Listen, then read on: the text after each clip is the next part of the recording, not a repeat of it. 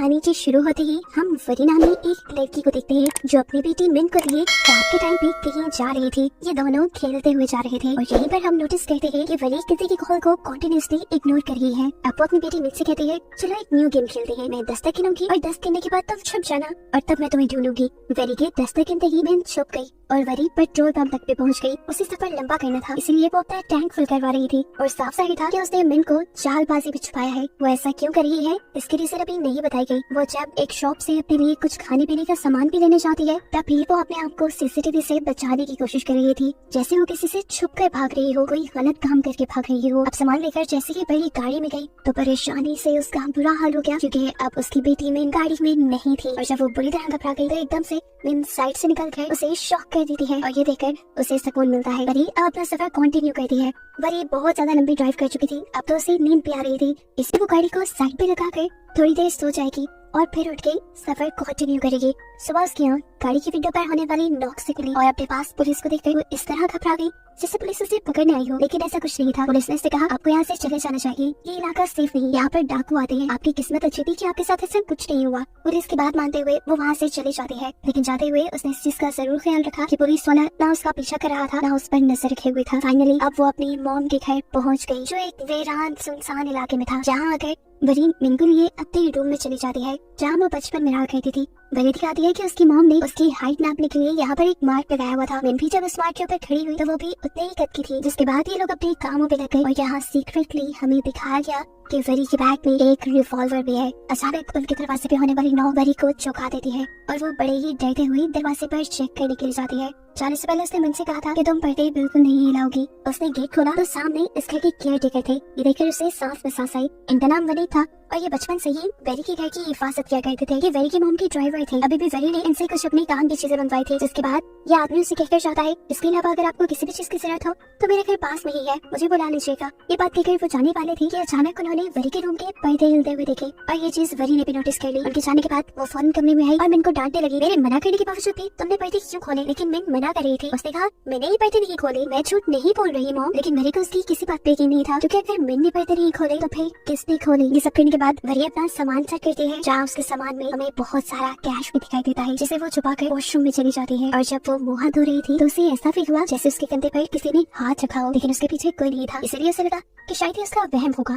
खाना खाने के बाद वही और मिन टीवी देखने के लिए बैठ जाते हैं, लेकिन टीवी के ऑन होते ही उन्हें टीवी के अंदर एक अजीब गरीब सा साया दिखाई देता है जिसे देखते ही मिन डर जाती है और टीवी भी फौरन बंद हो जाता है। मौसम भी अचानक ही खराब हो गया। वरी को भी अब हल्का सा डर लगा था, लेकिन वो मिन को ये सब शो नहीं कर सकती थी, इसीलिए वो मिन को लिए सोने चली जाती है। रूम में जाने से पहले इन्हें वहाँ पर एक लॉक कमरा दिखाई देता है जिसके बारे में मिन जब वरी से पूछती है कि इसके अंदर क्या है तो वरी जवाब में कहती है इसके बारे में तो मुझे भी कुछ नहीं पता क्योंकि आज तक मैं इस कमरे में गई ही नहीं। खैर अब अगला दिन हो जाता है। वरी और मिन जब खाना खा रहे थे तो एकदम से दोबारा उनके घर की लाइट फ्लिकर होने लगी और इसी टाइम पर मिन को वरी के पीछे एक बहुत ही खतरनाक भूत दिखाई दिया जिसे देखकर वो चिल्ला दी। वरी को लगा कि शायद मिन अंधेरे से डर रही है और फिर उसे याद आया कि उसके घर पर तो जनरेटर भी है। वो मिन को लिए जनरेटर ऑन करने के लिए चली गई, जहाँ जाने पर उसने देखा कि वो जनरेटर बहुत बड़ा था। ये जनरेटर तो किसी मिल को बिजली सप्लाई करने वाला लगता था।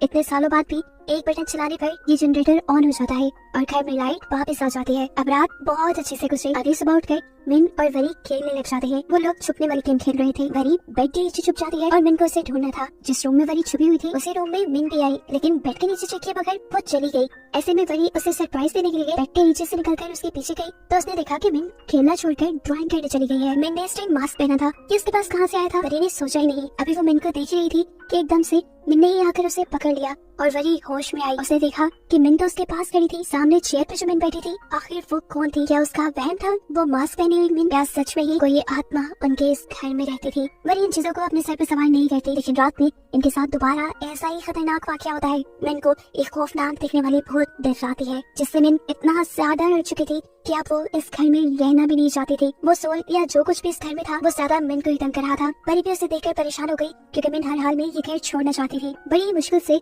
वरी मिन को समझाकर सुनाती है, देखो अब हम आपके डैड के घर नहीं जा सकते, वो घर हमारा नहीं रहा, हमारे पास सिर्फ एक ही घर है और हमें इसी में रहना होगा। अब जब सुबह हुई तो दोबारा हम वरी को मिन के साथ खेलते हुए देखते हैं और इस टाइम पर वरी को दोबारा मास्क पहनी हुई वही छोटी लड़की दिखाई देती है। वरी को लगा कि ये बाहर से आई होगी। वरी जब उसे चेक करने के लिए गई तो वो लड़की आगे आगे भागने लग गई। वरी ने भी काफी उसका पीछा किया और फिर वो लड़की गायब हो गई। उस टाइम वरी बुरी तरह कंफ्यूज हो चुकी थी कि आखिर वो लड़की है कौन। अभी वो यही सोच रही थी कि उसे ऊपर मिन के चिल्लाने की आवाज़ आई। सब कुछ छोड़ छाड़ कर वो भाग कर मिन के कमरे में गई। पहले तो दरवाजा ही नहीं खुला और जब उसने जोर लगा कर दरवाजा खोला तो अंदर मिन के कमरे का पूरा फर्नीचर हवा में लटका हुआ था। वरी भी बुरी तरह घबरा गई। उसे मिन कमरे में कहीं नजर नहीं आई क्योंकि मिन तो उस भूत से डरते हुए अलमारी में जा छुपी थी। ये बात अभी वरी को नहीं पता थी। एकदम से अलमारी के दरवाजे भी बंद हो जाते हैं और कमरे का सारा सामान हराम से नीचे गिर जाता है। वरी जोर जोर से मिन मिन कहकर चिल्लाती है लेकिन मिन कहीं नहीं थी। उसने हर जगह चेक किया, अलमारी भी खोल कर चेक की लेकिन मिन उसे कहीं नहीं मिली। उसने पूरा घर छान मारा, वो टॉर्च लेकर जंगल में भी गई लेकिन मिन जब उसे कहीं नहीं मिली तो फिर थक हार कर उसने पुलिस में रिपोर्ट करवाने का सोचा। इंस्पेक्टर अब वरी की कंप्लेन करने पर आ जाती है। घर में आते ही उसने जो सबसे पहले नोटिस किया वो वरी के मुंह के निशान थे। घर की एंट्रेंस की टाइल टूटी हुई थी। ऊपर जब वो देखती है तो ऊपर का शेडियर भी टूटा हुआ था। ऐसा लग रहा था कि जैसे शेडियर के गिरने से ही ये टाइल्स टूटी होंगी। वो अब वरी से ही इन्वेस्टिगेशन शुरू कर देती है। तब वरी उसे रात में होने वाली सारी चीजें बताती है कि कैसे एक बच्ची उसे नजर आई और जब वो उस बच्ची का पीछा करने गई तो बाद में कमरे में आने पर मिन गायब थी और मिन के रूम का सारा फर्नीचर हवा में था। इंस्पेक्टर को वरी की इस कहानी पे बिल्कुल यकीन नहीं था। ऐसा कैसे हो सकता था कि बिना वजह रूम का फर्नीचर हवा में खड़ा हो जाए। उसे वरी की बातों में कहीं ना कहीं झोल लग रहा था। वो अब वरी से वरी के हस्बैंड यानी मिन के डैड के बारे में सवाल करती है और वरी झूठ बोल देती है कि मैंने काफी सालों पहले उसे छोड़ दिया है। वरी से सारे सवाल जवाब पूछने और मिन का कमरा देखने के बाद वो इंस्पेक्टर अब वरी से मिन की फोटो मांगती है ताकि वो लोग कार्रवाई को आगे बढ़ा सके। लेकिन वरी के पास मिन की कोई फोटो नहीं थी क्योंकि सब फोटोज पुराने मोबाइल में थी जो उसने आते ही गिरा दिया था। और हैरानी की बात ये थी कि वरी किसी वजह से सोशल मीडिया भी यूज नहीं करती थी। ऐसे मिन का फोटो वहाँ से भी नहीं मिलने वाला था। अब इंस्पेक्टर ने जितने सबूत हो सकते थे इकट्ठा करवाए लेकिन ये सारे सबूत इस बात के लिए काफी नहीं थे कि मिन वरी के साथ यहाँ रहती थी। अब घर के बाहर पुलिस में खड़ी देखकर वनी यानी इस घर का केयर टेकर यहाँ आ जाता है जिससे भी जब पुलिस मिन के बारे में सवाल करती है तो वो पुलिस को बताता है नहीं वरी मैम तो यहाँ पर अकेले आई थी। वरी कहती है नहीं नहीं वनीत अंकल याद करी उस दिन जब आपने ऊपर देखा था एकदम से पर्दे हटे थे ना, ऊपर मिन ही थी लेकिन क्योंकि वो मिन को किसी के सामने नहीं लाई थी इसलिए किसी को यकीन नहीं हो रहा था कि मिन उसके साथ यहाँ थी।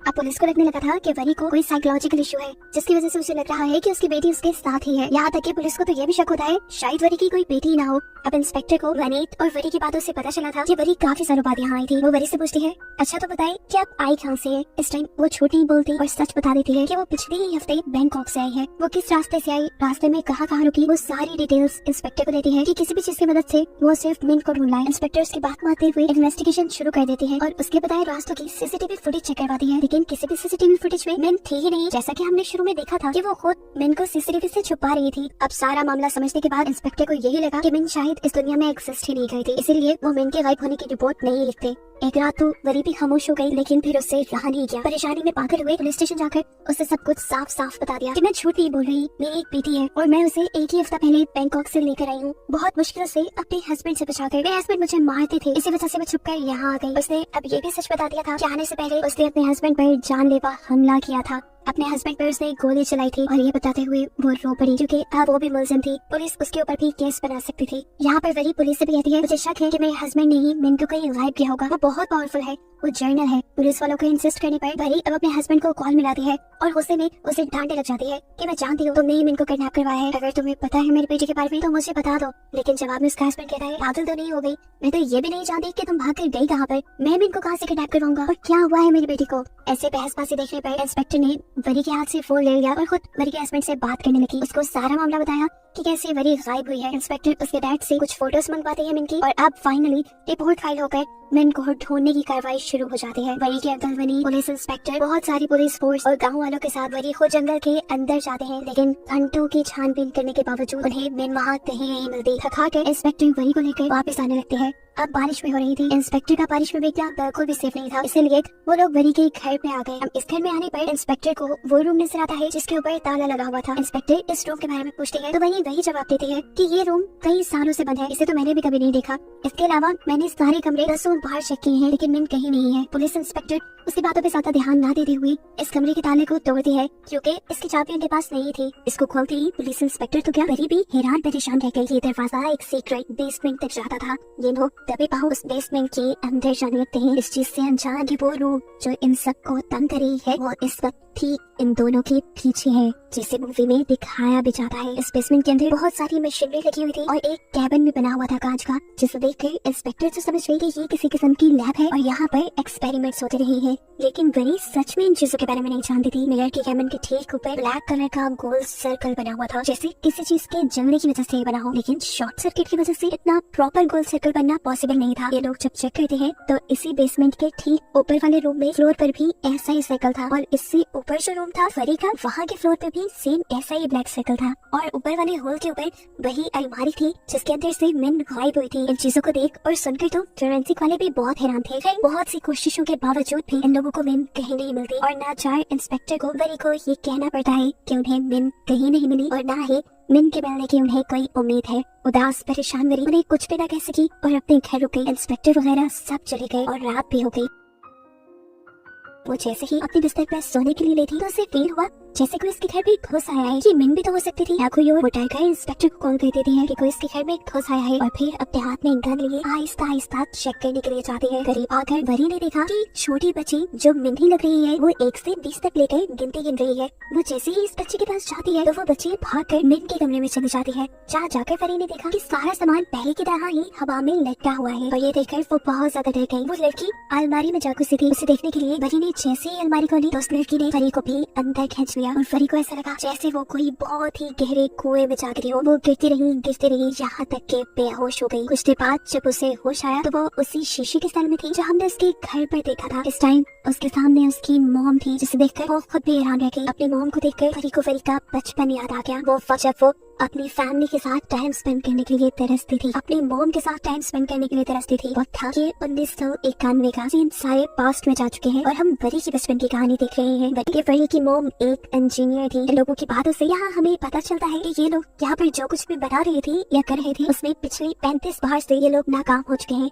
लेकिन इस मरतबा उन्हें उम्मीद है कि उनकी बनाई चीजें काम कर जाएंगी। आज 36वें बार बहुत सारी उम्मीद लेकर इन्होंने दोबारा से वो मशीन ऑन की और मशीन ऑन करते ही इन्हें कुछ चीज देखने को मिला। जमीन जोर से हिली और इनके बनाए कंटेनर के ऊपर एक ब्लैक होल बन गया, बादलों का एक ब्लैक सर्कल जिसके अंदर से बिजलियां भी चमक रही थी और उसके अंदर कहीं से एक सैंडल भी आकर गिरा, जिस चीज से हमें पता चला कि असल में वरी की मॉम टाइम मशीन बना रही है और ये सैंडल यहाँ किसी और टाइमलाइन से आकर गिरा है। इन सभी चीजों को लेकर वरी की मॉम अब बहुत ज्यादा एक्साइटेड हो चुकी थी। उसे जल्द से जल्द अब टाइम ट्रेवल को पॉसिबल बनाना था, लेकिन अभी भी इस मशीन में बहुत सारी कमियां थी जो उसे पूरी करनी थी। अब वरी की मॉम जिसे ही कह रही तो आकर देखा कि उसकी फैमिली का मूड बहुत ज्यादा खराब था, क्योंकि आज वो अपनी फैमिली का सारा ट्रिप स्पॉइल कर गई थी। ऐसे में उसके हस्बैंड भी उस पर चिल्ला देते हैं या फिर कहते क्या रहती हो, फैमिली की जिम्मेदारियां है तुम पर, वरी है तुम्हारे पास। और गुस्से में वो भी कह देती है मेरे पास टाइम नहीं है वरी को पालने का। और ये बात वरी सुन चुकी थी और वरी इस बात से अंदर तक टूट गई। अपनी इस बात का खमियाजा भुगतने के लिए अगले दिन वरी की मॉम ने वरी के साथ दोबारा ट्रिप प्लान किया, लेकिन रास्ते में भी उसका सारा ध्यान अपने टाइम मशीन वाले एक्सपेरिमेंट पर था। एक बार फिर इसी चीज को लेकर उसकी और उसके हस्बैंड के दरमियान में बहस हो गई। बहस इतनी बढ़ गई कि गुस्से में वरी की मॉम ने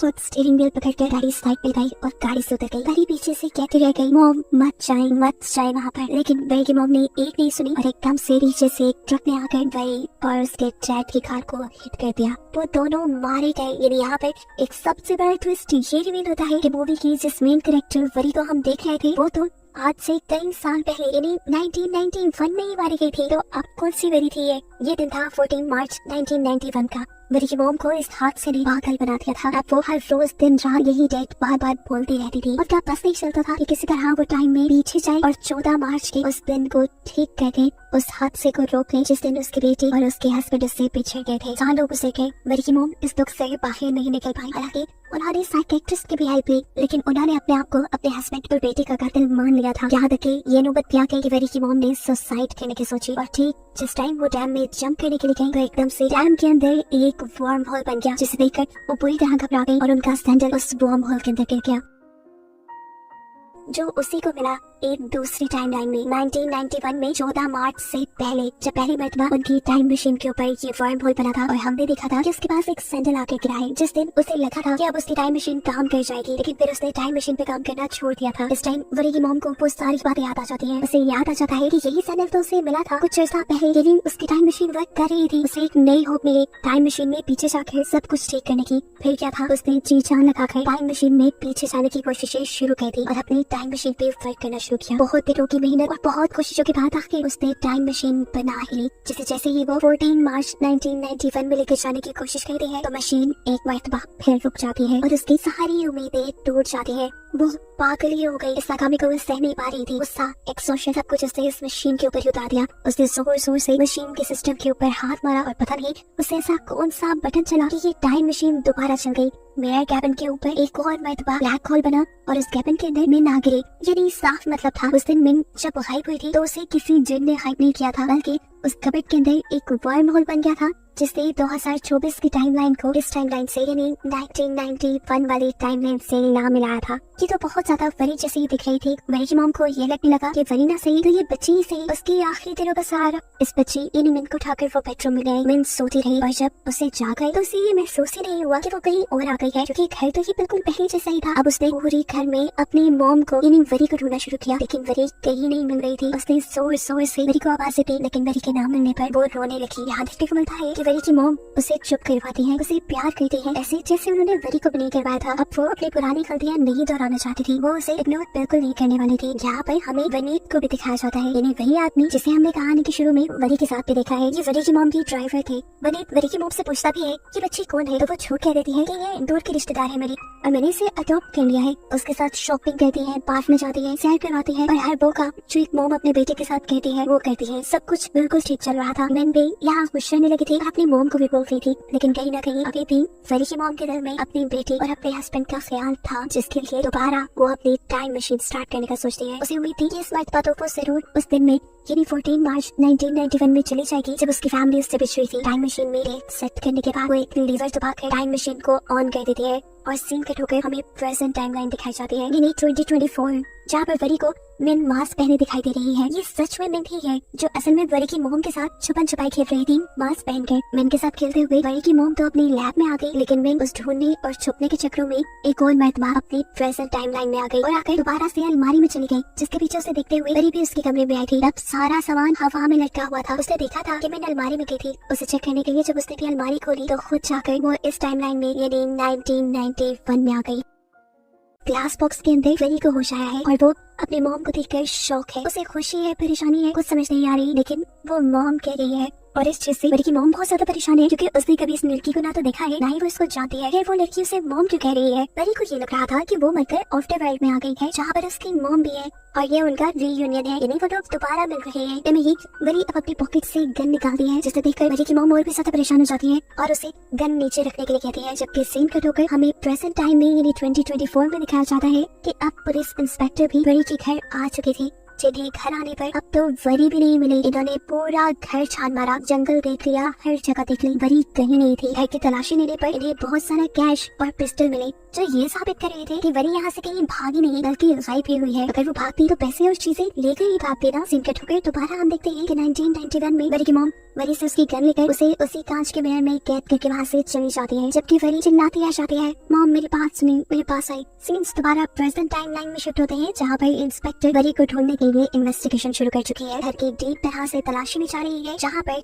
इन लोगों को वरी की फैमिली की, वरी की मॉम और डैड की पिक्चर्स मिली है। इंस्पेक्टर अंकल वनीत को बुलाते हैं इन सारी चीजों के बारे में सवाल पूछने के लिए। अंकल वनीत बता देते हैं कि तस्वीर में जो लड़की है वो वरी की मॉम है। इंस्पेक्टर पूछते हैं वरी की मॉम क्या काम करती थी? तब वनीत अंकल बताते हैं कि वो प्रोफेसर थी और पास के ही हाइड्रोलिक डैम की इंजीनियर भी थी। वो वनीत से पूछती है कि घर में लैब क्यों बनाई गई है? लैब के बारे में तो वनीत को भी कुछ नहीं पता था। हाँ, बस वो इतना जानता था कि आज से 20 साल पहले वरी की मॉम यहाँ से ये सब कुछ छोड़कर जा चुकी थी। कई दिन इसी इन्वेस्टिगेशन में गुजर जाते हैं और 1991 वाली टाइमलाइन में भी कई दिन गुजर जाते हैं। वरी इसी तरह भूखी प्यासी रहती है और एक दिन वरी की मॉम उसके लिए खाना ले आती है। डरते हुए खाना उसके कैबिन में रखने के बाद वो उससे पूछती है, अच्छा बताओ कौन हो तुम और यहाँ क्यों आई हो? क्या मकसद है तुम्हारा? कैसे आई हो यहाँ पर? वही बताते हैं, मैं इसी घर में रहती हूँ, पता नहीं कैसे मैं अपने बेटे को ढूंढ रही थी, वो अलमारी में जाकर छुपी थी, मैंने अलमारी खोली और पता नहीं कैसे वो यहाँ आ गई। अब ये जानकर कि वरी मिन को ढूंढने के लिए यहाँ आई है, वरी की मॉम ने दोबारा वरी का कैबिन बंद किया और ऊपर आ गई, क्योंकि अब वो मिन को खोना नहीं चाहते थे। उसने मिन को अपनी बेटी मान लिया था। वो अब वरी की निगरानी के लिए वनीत अंकल को भेज देती है, जबकि यहाँ पर वरी को अजीब घुटन होने लगी थी। उसे किसी भी हाल में या तो अपनी बेटी को ढूंढना था या अपने घर वापस जाना था। उसे कुछ समझ नहीं आ रही थी। अपने आप को यहाँ से छुड़ाने के लिए उसके जहन में एक आइडिया आता है। वो यहाँ दम घुटने का ड्रामा करते हैं और वनीत अंकल उसे चेक करने के लिए उसका कैबिन खोल देते हैं। इतने में ही वो वनीत अंकल को धक्का देते हुए वहाँ से भाग जाती है।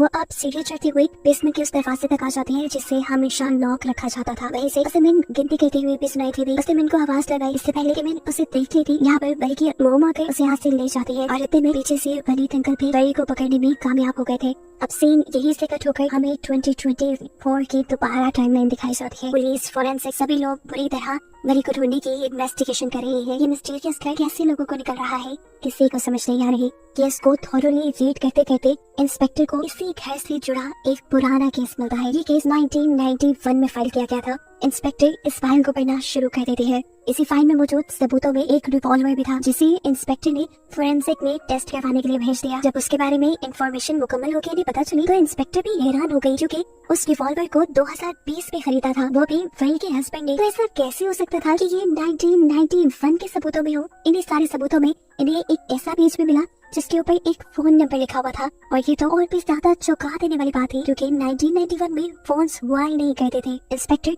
जब इसकी और जांच पड़ताल करती है तो उसे पता चलता है कि ये तो वरी का नंबर है और यहाँ लिखा था कि ये नंबर लाश के पास से मिला था और फाइल में लिखा था कि ये नंबर उस घर में और फाइल में लिखा था कि ये नंबर उस घर में पड़ी एक लाश के पास से मिला था। इतनी सारी चीजें जानने के बाद इंस्पेक्टर समझ गई कि वरी ही खुद टाइमलाइन में पीछे जा चुके हैं, इसलिए तो उसका रिवॉल्वर भी 1991 वाले सबूतों में था और उसका फोन नंबर भी। अब उसे ये भी पता था कि 1991 में वो मर चुके हैं। ये जानकर वो और भी ज्यादा टेंशन में आ जाती है और किसी तरह 1991 में वरी को बचाने की कोशिश में लग जाती है। ऐसा वो कैसे करेगी ये भी उसे मालूम नहीं था। सीन कट होकर अब हमें 1991 टाइमलाइन का सीन दिखाया जाता है जहाँ पर वरी की मॉम ने वनीत अंकल को सख्त इंस्ट्रक्शन दी थी कि लड़की किसी तरह इस कैबिन से बाहर न निकले। वो भी उसकी निगरानी में बैठे थे और बोर हो रहे थे तो उन्होंने रेडियो चला लिया। न्यूज़कास्टर ने आज की डेट बताते हुए अपना प्रोग्राम शुरू किया। डेट थी 24 नवंबर 1991। ये सुनकर बड़ी बुरी तरह हो गई। उसने वनीत अंकल से कहा कौन सा सन है ये 1991? जवाब में वनीत अंकल ने कहा तो इसमें तो हैरान होने वाली क्या बात है, 1991 ही है। उसके लिए तो हैरान होने वाली बात नहीं थी लेकिन वरी के लिए थी जो ये बात समझ गई थी कि वो टाइमलाइन में पीछे आ चुकी है।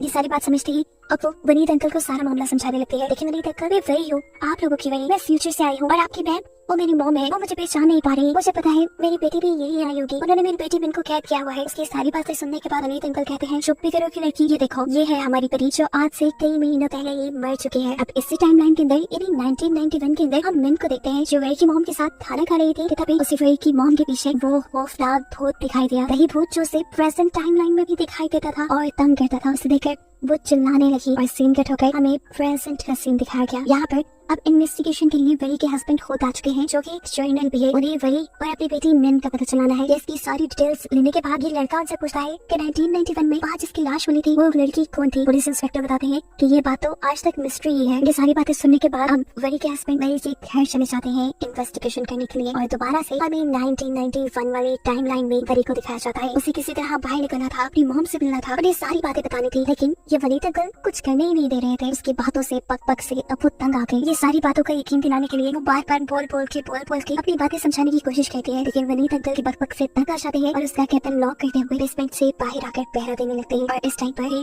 वरी को गुस्सा आ जाता है। अपने इस गुस्से में स्टूडेंट में वजह से पागल हो जाती है और अपने कैबिन का कांच ही तोड़ डालती है। इस चीज का अंदाजा जैसे ही वनीत अंकल को हुआ वो भी फौरन उसे पकड़ने के लिए बेसमेंट के अंदर आए। उसे की गन लिए हुए जिससे पहले कि वो ये गन चला देते वरी एकदम से उनके ऊपर ही हमला कर देती है और उन्हें नीचे गिराकर जमीन पर पड़ा हुआ कांच उनकी आंख में छुपा देती है, यानी आंख में स्टैब कर देती है जिससे उनकी आंख पूरी तरह फट गई। और 2024 में आज तक उनकी आंख पे ये निशान देखा जा सकता है। वरी उनको मार भी सकती थी लेकिन उसने नहीं मारा क्योंकि उसे वनीत अंकल से काफी लगाव था। वो अब बेसमेंट से बाहर निकल आई अपनी बेटी यानी मिन को ढूंढने के लिए। थोड़ा बहुत ढूंढने के बाद उसे मिन एक कमरे में सोई हुई मिल भी गई जिसे देखकर उसकी जान में जान आई। लेकिन इससे पहले कि वो ऐसा कहती उसकी मॉम उसके सामने आ जाती है और एक झटके से वरी को मिन से दूर करते हुए कमरे से बाहर जाती है। उन्होंने धक्का देते हुए वरी को रेलिंग के स्टार लगा दिया और पूछा कौन हो तुम, यहाँ चाहती हो? वरी अब ये बोली मैं आपकी बेटी हूँ और विन मेरी बेटी है। पता नहीं कैसे लेकिन 2024 से मैं यहाँ पर आ गई। मैं आपकी बेटी को नहीं मारना चाहती, मेरा ऐसा कोई गलत प्रोग्राम नहीं है। वरी की मॉम ये सब समझ भी सकती थी। टाइम मशीन तो उसने खुद बताई थी लेकिन उसे ये डर लग रहा था कि कहीं ये वरी मिन को ले ना जाए, उसकी बेटी उससे छीन न ले, इसलिए वो उसकी बातें ही सुनती और उसे ट्रेनिंग से धक्का दे देती है। उसका सर पहले शैंडियर से टकराता है और नीचे गिरने के बाद शैंडियर आकर उसके मुंह पे गिर जाता है जिससे उसकी मौत हो जाती है और उसका चेहरा भी जल जाता है। ऐसे में कोई भी उसे देखकर पहचान नहीं पाया कि ये वरी ही है। यहाँ 2024 की टाइमलाइन में जहाँ इंस्पेक्टर इस सारे केस के ऊपर रिसर्च कर रहे थे, उन्हें भी वरी का जला हुआ चेहरा नजर आ रहा था, इसलिए वो नहीं आए कि ये वरी ही है। लेकिन अब इस इंस्पेक्टर को बहुत कुछ जानने के बाद समझ आ गई थी कि 1991 में जिस लड़की की डेड बॉडी मिली थी, जिसे 1991 में कोई भी आइडेंटिफाई नहीं कर पाया था, किसी ने भी पहचाना नहीं था, वो असल में वरी की ये बॉडी थी जो न जाने कैसे लेकिन एक पिछली टाइमलाइन में चली गई थी। ये सब जानने के बाद उसकी आंखों से आंसू टप टप गिरने लग जाते हैं और इतने में ही वरी के हस्बैंड पुलिस की पूरी टीम लिए इस घर पे भी पहुंच जाते हैं। उसे देखते ही इंस्पेक्टर पागलों की तरह उसके ऊपर हमला कर देती है और उसे नीचे गिराकर वो मारने लगती है, ये कहते हुए कि सिर्फ तुम्हारी और तुम्हारी वजह से वरी का यह हाल हुआ। वरी को क्या हुआ था उन्हें तो पता ही नहीं था, वो तो यही कंफ्यूज खड़े हुए थे। तब इंस्पेक्टर उनके मुंह पे फाइल वाला एल्बम मारती है और कहती है ये लो अपनी वरी की डेड बॉडी की फोटोज, इससे ज्यादा तुम्हें कुछ नहीं मिलने वाला। ये कहकर वो वहाँ से चली गई। जबकि 1991 की टाइमलाइन में हम देखते हैं कि वरी के मरने के बाद वरी का फोरेंसिक करने के लिए पूरी टीम आ चुकी थी। यह हादसा इतना अजीब था कि इसकी वजह से मिन के ऊपर भी काफी असर पड़ा था। वरी की मॉम मिन को लेकर हॉस्पिटल गई तो डॉक्टर्स ने बताया कि मिन की याददाश्त चली गई है और इसके बाद से वरी की मॉम ने मिन का नाम मिन छोड़कर वरी रख दिया, जिसके बाद वो इस छोटी वरी यानी मिन को यहाँ से लेकर घर छोड़कर चली गई और वरी की सोल इसी घर में भटकती रही। जिस सोल को इस मूवी में बार बार दिखाया जा रहा था वो और किसी की नहीं थी बल्कि वरी की ही थी, जो अपनी बेटी के लिए यहाँ इस घर में थी, इसलिए वो मिन को ज्यादा नजर आती थी। काफी अर्सा गुजरा और मिन भी बड़ी हो गई, जिसकी शक्ल अब हूबहू वरी जैसी दिखती थी। और फिर कहीं जाकर वरी की मॉम को यकीन हुआ कि उस दिन टाइम मशीन के अंदर जो लड़की आई थी वो और कोई नहीं, यही मिन, यही वरी थी। और ऐसा कैसे हो सकता था कि एक वरी टाइम मशीन में भी थी, वो मर भी गई और एक वरी अब उनके पास भी है। इसी कंफ्यूजन में फंसकर ये प्रोफेसर यानी वरी की मॉम मर जाती है, जिनके मरने के बाद मिन यानी वरी बिल्कुल अकेली हो गई और उसने फिर शादी कर ली। और जब उसकी बेटी हुई तो उसने उसका नाम मिन रखा। काफी अर्सा तक उनकी लाइफ काफी अच्छी रही, लेकिन आहिस्ता आहिस्ता उनकी लाइफ भी अजीब होने लगी। लाइफ में हजारों मसले आ गए। उसका हस्बैंड जो कि एक जर्नल था वो उस पर रोप चलाया करता था, उसे मारता था, कहीं जाने नहीं देता था। और इस सबसे तंग आकर एक दिन वरी ने अपने हस्बैंड की गन उठाई और उसके ऊपर हमला करके इस घर से भाग गई। लेकिन कहानी में ट्विस्ट ये निकला कि जो हमला उसने अपने हस्बैंड पे किया था उसका असर उसके हस्बैंड पे नहीं हुआ था, बल्कि गोली जाकर साथ अलमारी में लगी थी जिसके अंदर पहले से ही मिन थी। लेकिन मिन भी बच गई थी, जिसके बाद वो मिन को लेकर अपने इस घर में ले आई, यानी अपने मॉम के घर। और फिर ये सब शुरू हो गया जो हमें दिखाया गया। साफ मतलब है कि ये सब एक लूप में चल रहा है, ये कभी खत्म नहीं होगा। बार बार ही मिन यहाँ इस घर में आएगी, बार बार ही वो पुरानी टाइमलाइन में जाएगी, मरेगी और दूसरी मिन बड़ी होकर यहाँ खत्म हो जाती है।